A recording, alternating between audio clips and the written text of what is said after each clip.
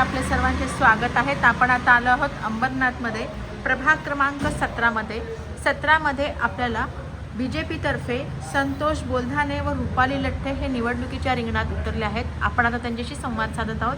एकूण त्यांच्या प्रभागाची काय स्थिती आहे, खरोखरच प्रभागाचा विकास झाला आहे का, हे त्यांच्याकडूनच आपण जाणून घेणार आहोत. नमस्कार संतोष बोलधाने साहेब, काय सांगाल? आता तुम्ही साधारणतः प्रचारासाठी प्रभागात फिरत आहात, मतदारांशी संपर्क साधत, तर तुम्हाला साधारणतः प्रभागामध्ये काय समस्या जाणवल्यात? प्रभागामध्ये नागरी सुविधांचा अभाव आहे.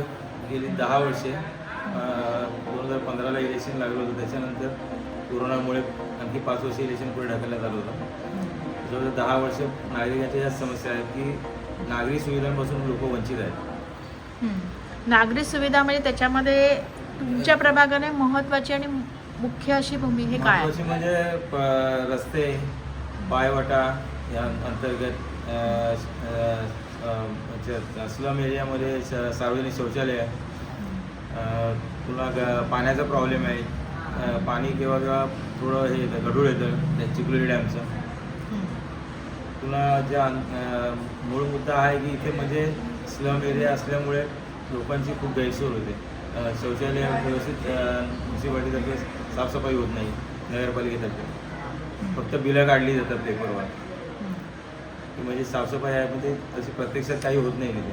तुम्ही एक शौचालयाचा विषय काढला, पण शौचालय आता सध्या शासनाने गव्हर्नमेंटने हे केलेलं आहे की हागणदारी मुक्त हे आमच्या प्रभागात काय आहे की तिथे मुळात ड्रेनेज लाईन होत नाही. दगडी भाग खाली असल्यामुळे ते आतमध्ये ड्रेनेज लाईन कुठेच झालेली नाही आहे. त्याच्यामुळे आणखी म्हणजे सार्वजनिक शौचालयात बऱ्याचशा लोकांना वापरावं लागतं.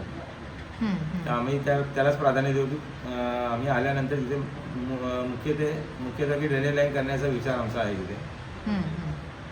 कारण ते मागच्या वेळेस केलं होतं तर ते 2 फुटाच्या वर चेंबर गेले नाहीत तिथे, आणि खाली दगड असल्यामुळे ते जास्त फोडता पण आले नाही तिथे, असा विषय. त्यामुळे कसं घरोघरी तिथे शौचालय नाही अजून, जरी मोदींनी ते नारा आहे पण ते आमच्या त्या प्रभागात राहिलेले आहे. ते मागच्या वेळेस शिवसेनेचं नगर होतं त्यालाही जमलं नाही आहे.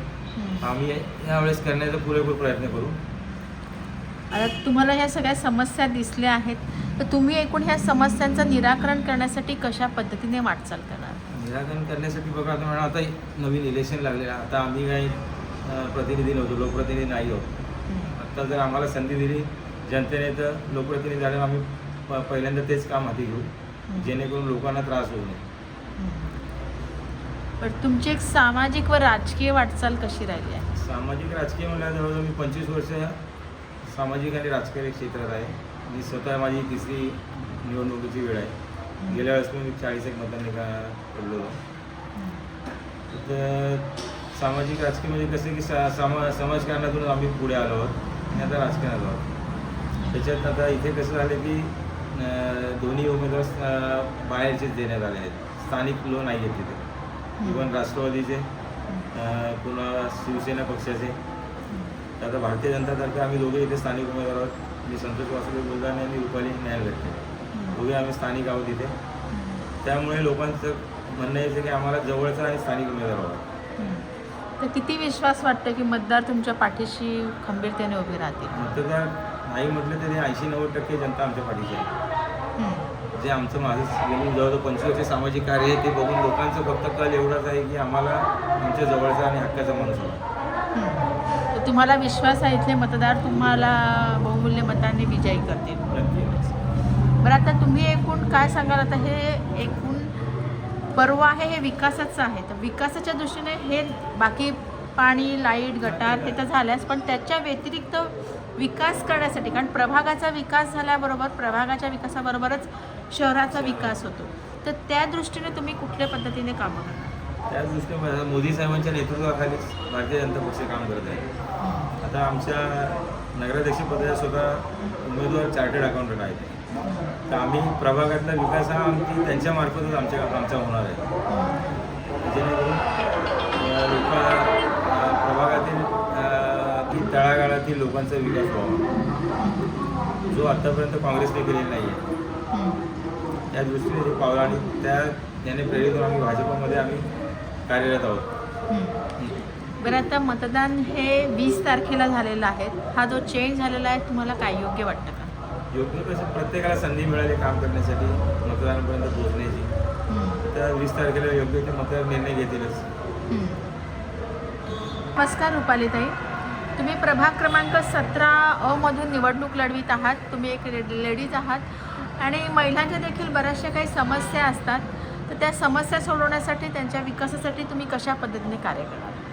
खरं तर महिलांच्या विकासासाठी म्हणण्यापेक्षा मी महिलांची सुरक्षा जपण्याचा प्रयत्न करेन माझ्या प्रभागामध्ये. आत्ता पाहता ह्या सद्यस्थिती अशी आहे की महिलांना सुरक्षितपणे वावरता येत नाही कुठल्याही ठिकाणी. म्हणून आम्हाला पहिलं महिलांच्या सुरक्षेसाठी मी पहिलं पाऊल असं उचलेल की माझ्या प्रभागामध्ये जिथे जिथे चौकामध्ये किंवा मेन पॉईंट आहे तिथे मी CCTV बसवण्याचा प्रयत्न करेल आणि सगळ्यात जास्त आमच्या प्रभागामध्ये मी पोलीस बीट आणण्याचा प्रयत्न करेल की पोलीस बीट असल्यामुळे इथल्या जे टवाळखोर असतील किंवा महिलांवर म्हणजे सुरक्षित नसतात, महिलांना जे त्रास देतात किंवा अन्याय होतो, त्यांच्यावर ती योग्य चाप बसेल, वचक तिथे वचक बसली जाईल बीट असल्या कारणाने. म्हणून बीट आणण्याचा मी पहिला प्रयत्न करेन आणि CCTVचा हा प्रयत्न करेन. आणि दुसरं त्यांना सक्षम करण्यासाठी किंवा इव्हन आज काही म्हटलं तरी सुद्धा एक महिलांना पण थोडंफार एक रोजगार हवा असतो एक, तर त्या दृष्टीने कशा पद्धतीने आपण कार्य करू शकतो? महिलांना तर खरं रोजगार म्हणजे काही महिलांना असं आहे की त्यांना घरगुती रोजगार हवा आहे, पण घरगुती रोजगार आम्ही हे पापड लोणच्यापासून महिला लांब ठेवणार आहे. कारण की बऱ्याचशा महिला इथे क्वालिफाईड आहेत.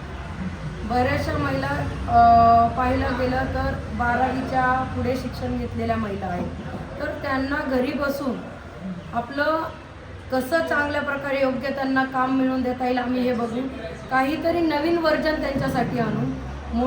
आणि आमच्या तेजश्री करुंजुलेताई CA आहेत, त्यांचं तर पहिलं म्हणणं आहे की आम्ही महिला जास्त सक्षम करण्याचा प्रयत्न करू. म्हणून तेजश्रीताईच्या माध्यमातून त्या प्रभागाचा मी मोठ्या प्रमाणावर विकास करणार आणि महिलांचाही विकास करणार. बरं, तुमची एक सामाजिक व राजकीय वाटचाल कशी राहिली? सामाजिक वाटचाल पाहायला गेलं तर आमच्यामध्ये तर मी बोलेल की माझं 90% वर समाजकारणच आहे. कुठेहीच तुम्हाला प्रभागामध्ये पाहायला गेलं तर माझं राजकारण तुम्हाला दिसणारच नाही. तुम्ही जरा प्रभागामध्ये फिरा, प्रभागामध्ये पहा, ज्या महिला प्रतिसाद देतात हे पाहून मला की ताई तुम्ही आत्तापर्यंत कुठेच काही म्हणजे राजकीय लेवल न बघता आमच्यासाठी कुठेही उभा राहता, रात्री अपरात्री कधी कॉल आले तरी कुठलीही समस्या असो त्या समस्येचं निराकरण केल्याशिवाय मी थांबत नाही. म्हणून मी माझ्या याला मी म्हणेल की मी समाजकारणच सगळं 100% देईल. बरं, तुम्हाला काय कितपत विश्वास वाटतो आहे की तुमच्या पाठीशी इथले मतदार उभे राहतील? मॅडम, माझ्या पाठीमागे मी मतदारांकडे मी कल जास्त असा देते की कामावर विश्वास ठेवा. येणाऱ्या म्हणजे उमेदवार असतील त्यांनी पैशाचे लालच कशाचे आमिष दाखवतील त्याच्यावर मग आमचा मतदार जास्त बळी पडणारच नाही. कारण की इथल्या प्रभागावर माझा पूर्ण विश्वास आहे की ज्यांनी कामं केलेत त्यांना स्थानिक उमेदवारांना ते निवडून देणार आहेत. एवढंच मी माझ्या मतदारांवर विश्वासावर मी सांगते की मी जे प्रभागात फिरते त्या विश्वासावर ठामपणे सांगते माझा प्रभाग हा काम करणाऱ्याच्याच पाठीमागे उभे राहणार. बरं, 20 तारखेला मतदान होत आहे, तुम्ही मतदारांना काय आव्हान कराल? मी तर खरं 20 तारखेला मतदान होत आहे. ज्या गव्हर्नमेंट सुट्टी किंवा कंपनी सुट्टी देते किंवा हाफ डे दिला जातो त्या माध्यमातून जनतेला एक आव्हान करेल की तुम्ही कुठलेही सुट्टीचा गैरफायदा घेऊन बाहेर कुठे जाऊ नका, ते करू नका. कारण की तुमचं एक मतदानसुद्धा अमूल्य आहे, एक मतदानसुद्धा तुमचं खूप महत्त्वाचं आहे. यातून तुम्ही लोकशाहीला बळकट करू शकता. म्हणून एक विनंती आहे, खरं तर आपण नंतर ओरडत बसण्यापेक्षा 50% मतदान झालं परत म्हणण्यापेक्षा अरे मी दिला असता तर तो उमेदवार आला असता काम करणारा चांगला. तर ही संधी न गमावता प्रत्येकाने घराबाहेर पडा आणि लोकशाहीला बळकट करा आणि 20 तारखेला येत्या प्रचंड बहुमताने कमळ चिन्हासमोरील बटन दाबा. त्यातनं मी एकच आव्हान करेन.